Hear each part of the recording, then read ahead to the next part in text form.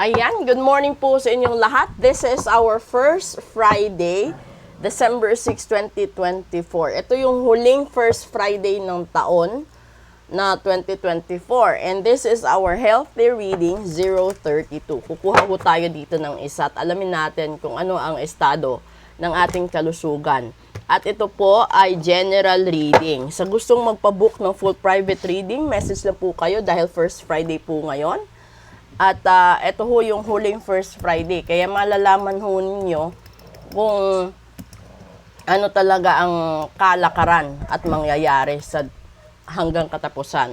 Okay? Kuha muna tayo dito ng isa.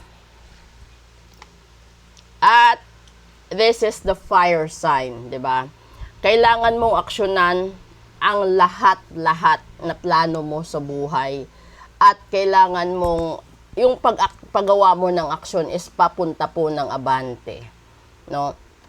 Kasi bilisan mo. Ibig sabihin nito, binibigyan ka ni universe ng go signal na kung ano man yung mga plano mo sa buhay, bilis-bilisan mo dahil mauubos ang panahon, 'di ba?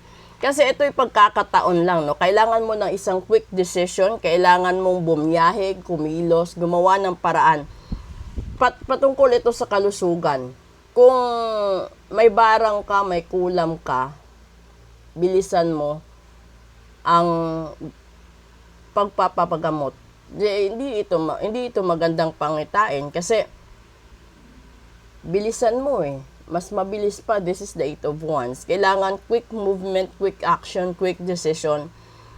Ibig sabihin, kung meron kang barang kulam at sumpa or nagayuma ka, matutuluyan ka. Ganun yun ka bilis. So, gusto ko lang ipaliwanag sa inyong lahat, yung barang kasi, no? Kapag hindi pa nakabayad yung nagpabarang sa inyo, hindi kayo agad matitigi. Pero, kung yung nakalaban ninyo is kayang magbayad ng mabilisan, talagang matitegi kayo. So, hindi lahat ng nagkakasakit ay natural. Dahil malimit yung mga tao binabarang dahil sa mga pagiging sakim. Minsan yung pagiging madamot mo, pagiging mapagmataas mo, at saka ito yung literal. May mga tao na nakakaramdam na nahihirapan sila sa pera.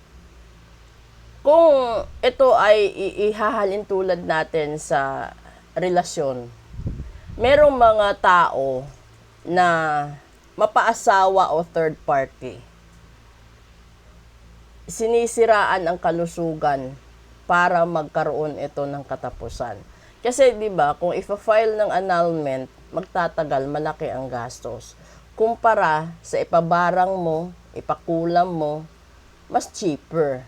So, walang pinipili yan kasi may sariling legal na asawa na pinapabarang ang asawa niya para makasama niya yung third party.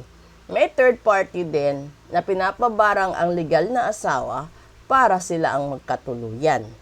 Sa partnership naman, sa negosyo, ganun din yun. So, kung hindi na kaya ng isa, talagang sisiraan niya, no? Nangyayari yan sa totoong buhay, sa pag-ibig, sa pamilya, kahit nga sa pamilya, naghahatian na ng mana, ipapabarang pa. Yung iba naman, mandami. Basta, kung ako sa inyo, ngayong first Friday, ipagawa nyo lahat-lahat. Dahil, wala tayong magagawa. Sinasabi dito sa barahan, aksyonan mo, bilisan mo. Kailangan mong magkaroon ng quick decision sa buhay mo. Okay? So, yung general reading po at saka yung live ko, palagi po yan pangkalahatan. So, kung gusto nyo nasa detalye ang mangyayari sa inyo, kailangan nyo talagang magpabook ng full private reading ngayon. Kasi first Friday, dapat sana no first Tuesday, nagpabook na ng reading yung iba. At least alam nyo kung kailan mangyayari. Okay?